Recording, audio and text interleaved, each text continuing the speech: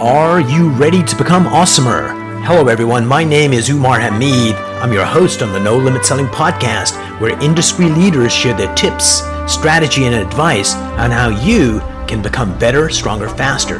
Just before we get started, I've got a question for you. Do you have a negative voice inside your head?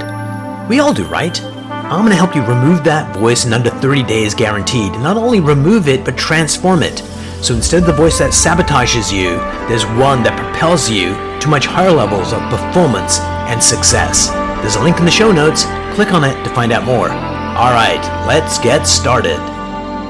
Hello, everyone. Today I have the pleasure of having Rúna. Rúna, please pronounce your last name for us. That's been the first thing, and I have Rúna, blah, blah, blah, blah. No, my last name is Magnúsdóttir. I'm daughter of Magnus. That is brilliant. And anybody that was a fan of the Flintstones would have gotten that reference, because he was in a situation where it was like, Mr. blah, blah, blah, which I thought was brilliant. It's a joy having you on the show. And I want you to take us back to March 2018. It's at the UN headquarters. Your partner in crime, Nicholas Haynes, is asked a question, and that started the movement. Tell us about that. Yeah, this was a conference, Global Summit, Impact Leadership, and Nick, or Nicholas, or Nick as I call him, he was on a special panel called Conversation with Man, and the whole topic was around one of the UN Sustainable Development Goals on gender equality. Yes. And Nick is asked, why haven't we reached gender equality? And Nick says, well, it's actually quite simple. It's because we keep putting people into boxes, but not only do we do that to make sense of things, we expect people to live and behave as these boxes. And that's where we go wrong. And his answer, when I listened to him, it was just something that clicked. I thought, wow, I've been an advocate for, I would say, gender equity, that we are valued more than equal, more than we are just valued for being a human being. That's been my thing. And I've been in these movements and I've been working on this. And hey, I come from Iceland. We've been number one in gender equality for over a decade. And the more that I've seen this is growing, the more I've seen the two genders like going apart. It's like, instead of unity, it's been like the women are taking things over, blah, blah, blah, blah. It's like a fight. And that was never my thought of that. That was the intention. So I was troubled. And so listening to Nick there really made me think.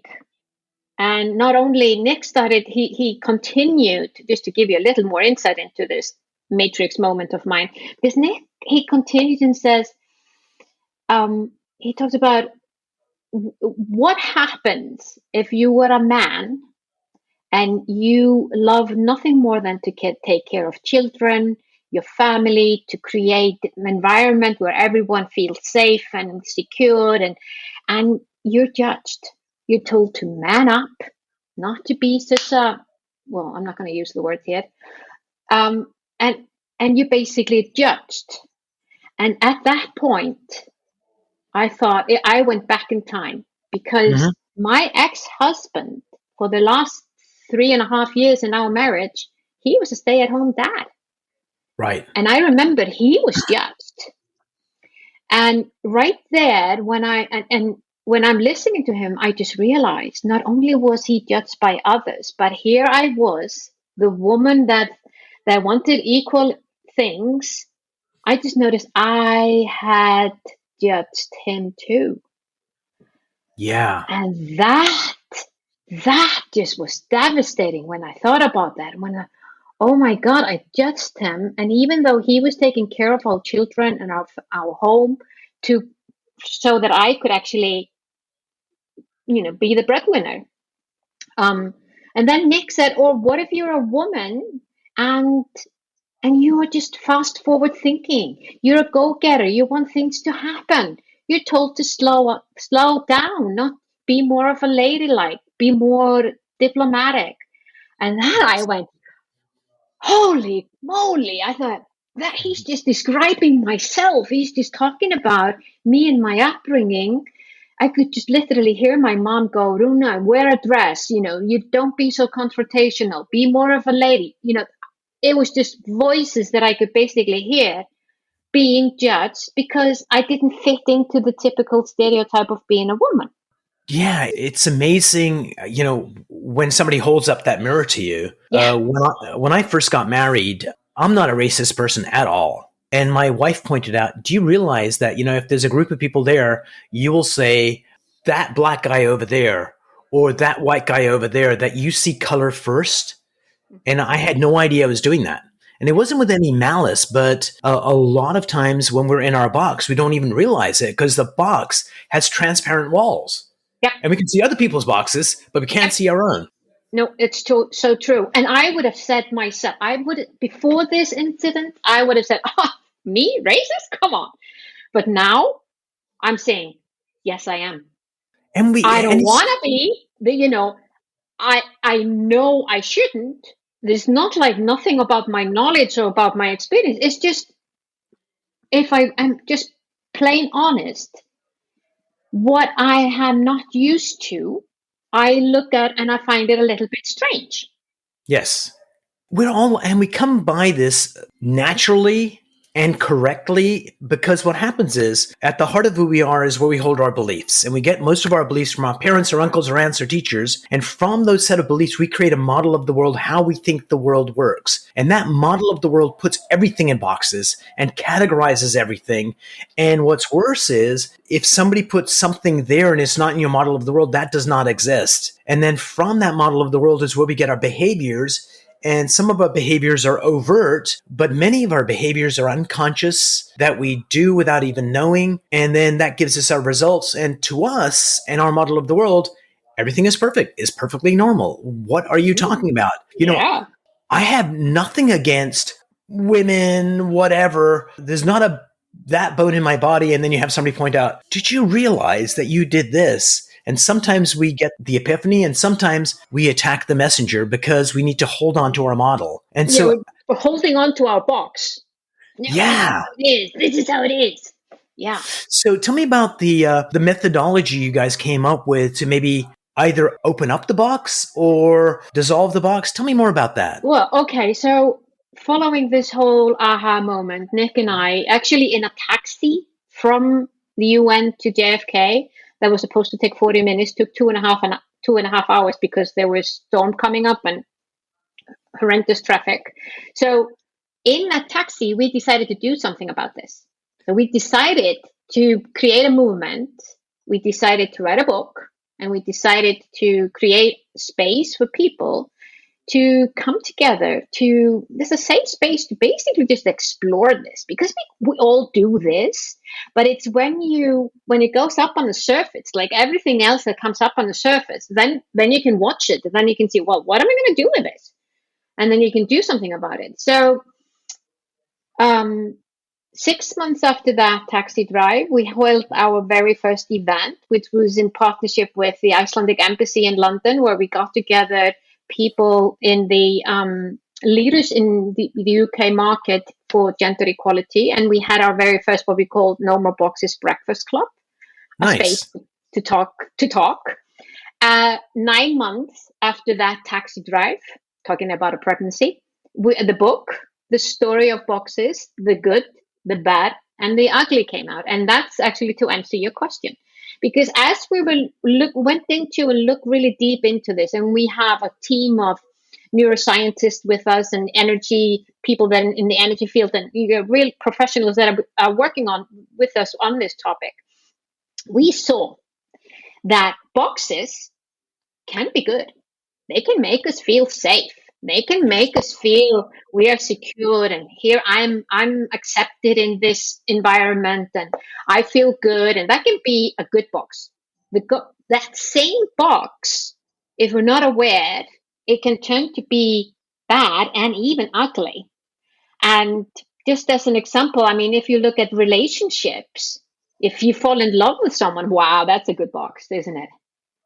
But that relationship can be turned bad, and we've seen Yes. quite a lot of them turning really ugly. So it's really about knowing where you are, about that flow as well, because then you and I and everyone else, we're not static.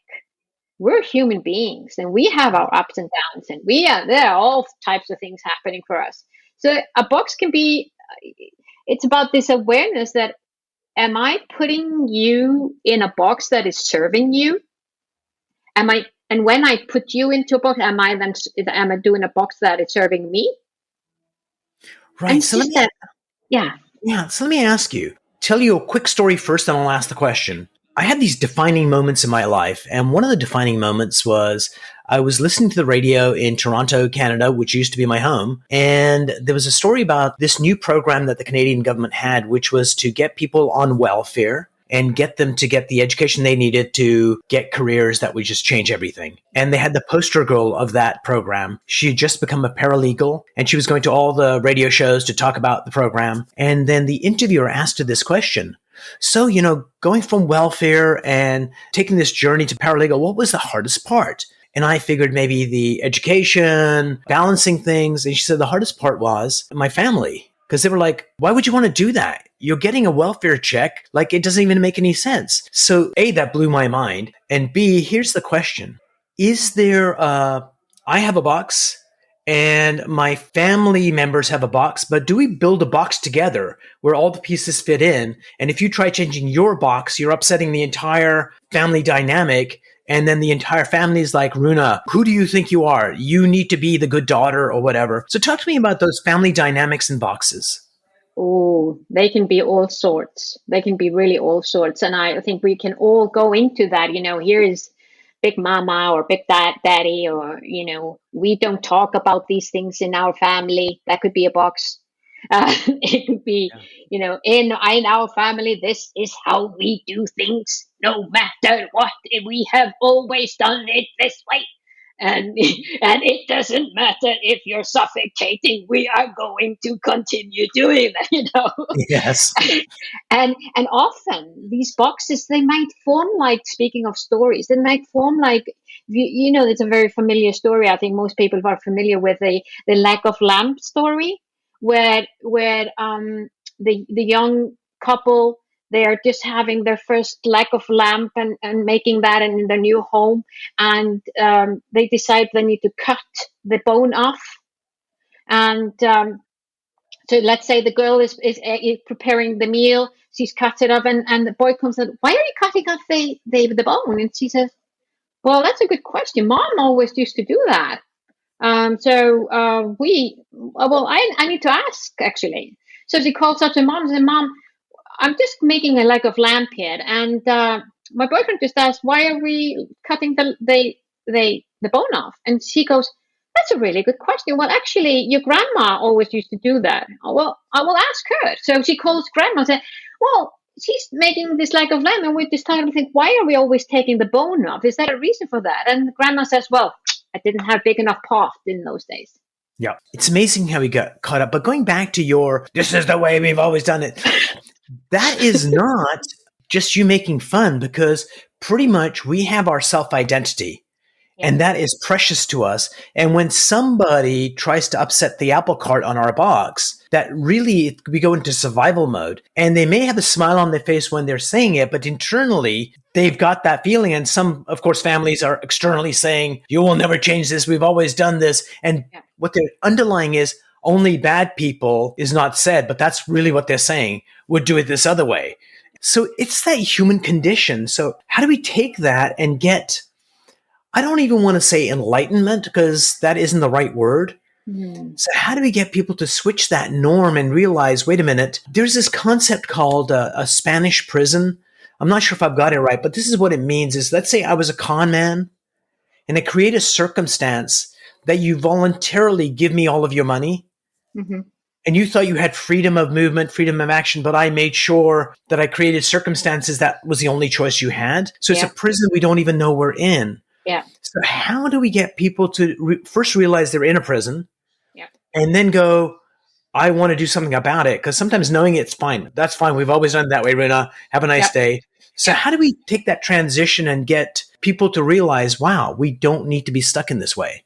Yeah. Well, what we found out, and we are really in this research mode and using all sorts of techniques to create that space, because that really, if you look, I look at it as, if you look at it as a box, Mm-hmm. and you look at you first, you need to actually realize that you are in a box. That's absolutely the first thing. So when you realize and you're aware that, oh my God, I'm in this box, I just keep doing this, I just repeat this thing, and up here I know it's not the right thing for me, but I keep doing that over and over and over again. So it is about having the space and be courageous enough to open it up. Mm-hmm. Absolutely.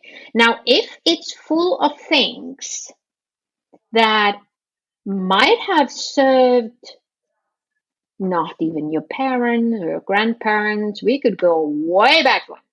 Oh, yeah. And way. And you have the courage to open up and create that conversation about, just like that conversation about the leg of lamb. Why are we cutting the bone? So you open up for, why are we still doing this? In a way that is not like, you're not judging. You're just like, I'm just curious. Why Noticing. are we still doing? Just noticing. Why am I still doing? And how is that serving us today? And you can say, well, this is our tradition. Ah, it's a tradition. Ah, okay. So for what?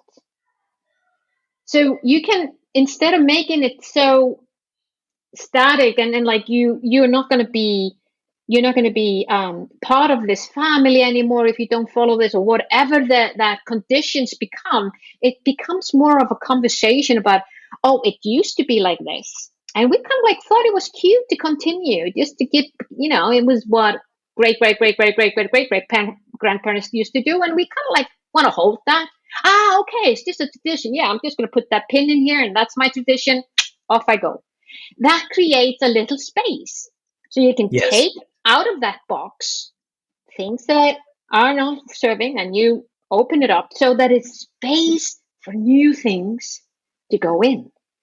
Or this is one way of seeing it, and it's been really interesting to see, Umar, how we are different human beings when we talk about this. Because for some people, just the thought of opening something up, yet alone to tidy up, they just get a frightening feeling. So conversations about, as I know because you are in neuroscience, you know how language is important. So when we talk about expanding the box, so how can we expand that box? So not only do you have more oxygen to breathe Yes. and look at, how is this serving me today? How is this serving my community today? How is this serving my world today? If not, what am I going to do about it? So it becomes your choice. Then you can start to have that space to allow other people to come in with you. Have fun at it, create and make it a good one. Or the ideal, what we ideally want to create is that each and every one of us starts to think about, how would my life be without these boxes? Mm-hmm. What would that look like? And we start to create what we call the human space. And each and every one of us, we have to create that, because that's a co-creation. That we want to be, what do I want to have and be and live in, so that there is a certain amount of flow in it, and there is this both self-acceptance, self-love, and kindness to yourself, others, and Right. the planet around you. But that takes, of course, it doesn't happen overnight. But what we want to do is to create that space for us to at least start to make that drawing. How does that look like? Yeah. And that's a journey. That's just a journey, because I can tell you, it's been now close to 3 years since we founded this movement. Yes. So we've done quite a lot. And I can just see that the more boxes that I stumble upon, every time I put another person into a box these days, which of course I do. Yep. I'm just quicker at noticing, and I'm quicker to make a choice of what I'm going to do with this. Am I going to hold that person in there? And how is that really serving me? Do I really need that today? So it's been a lot of reflections going on in these last 3 years. So balance this for me. If we were meeting in person, biologically, at a split second kind of decision making, I have to initially sort you out in which box, safe or unsafe. Mm-hmm. Yeah. Yeah. And then if I've got you in the unsafe box, then it goes down a different path. And if I get you in the safe box, then it goes down a different path. So that's that we're just hot wired to categorize. And then the second part of the question is this, is that you met someone new, you put them in a box, but that box went in your big box. But many things in your big box are incredibly useful and make you delightful and loving and joyous and a wonder to be around. So sorting out those smaller boxes in the big box that are the good ones from the ones that are not as good is self-reflection. So can you and I develop something to add to your movement? And I'll tell you a quick story, then I'll ask you the question. Yeah, okay. So when I was married, my marriage started off a little rocky, but it got stronger and stronger as we went. And at one point, we came up with this brilliant idea that every Sunday morning that we would have a discussion of what happened this week. And you made me feel loved on Thursday evening when you did this. And on Tuesday, you son of a bitch, when you said this, it made me really angry. And it was just weekly, just sorting the good and the bad and just chatting about it without judgment. Yeah. Just strengthened the marriage and we moved on. Is there a way we can actually help each other look inside the box on some kind of thing where you're not beating yourself up? It's more like a joyous discovery, because doing it ourselves is hard to do. Any thoughts on that?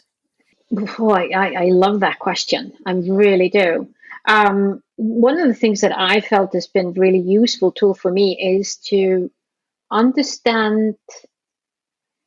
Well, are you familiar with this term? Treat others like you would like to be treated.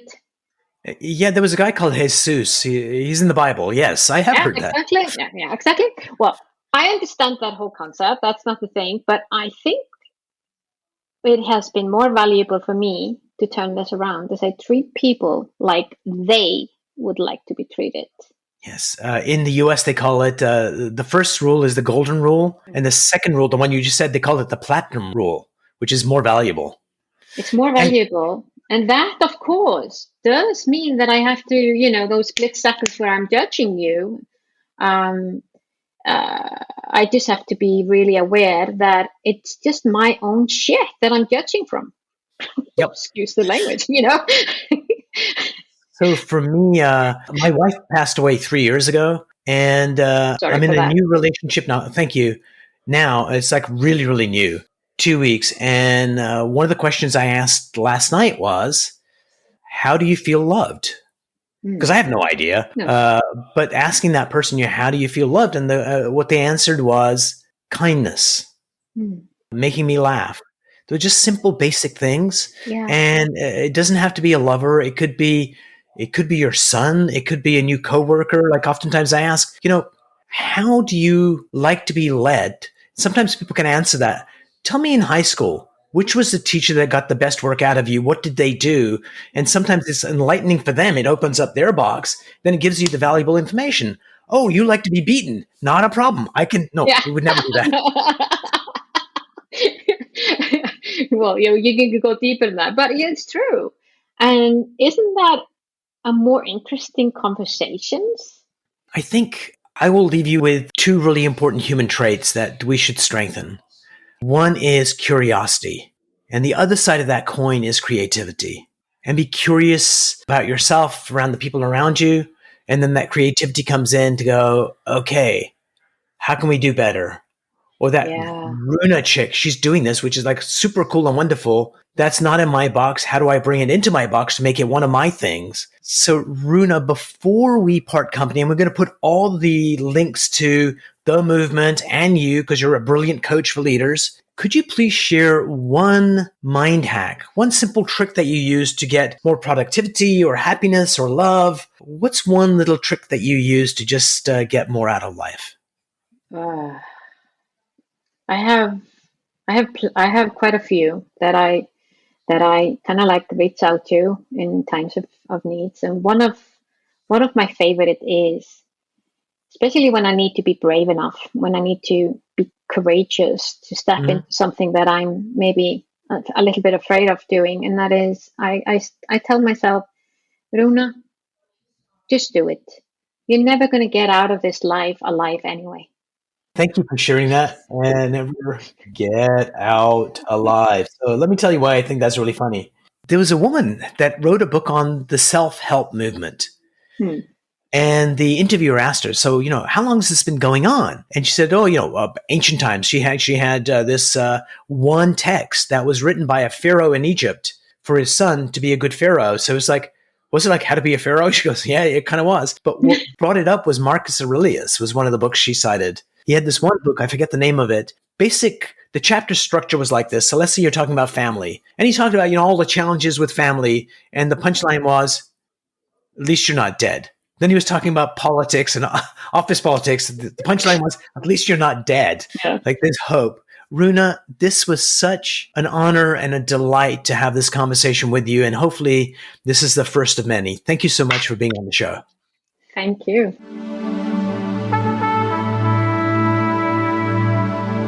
If you enjoyed this episode, please go to iTunes and leave a 5-star rating. And if you're looking for more tools, go to my website at nolimitselling.com. I've got a free mind training course there that's going to teach you some insights from the world of neuro-linguistic programming, and that is the fastest way to get better results.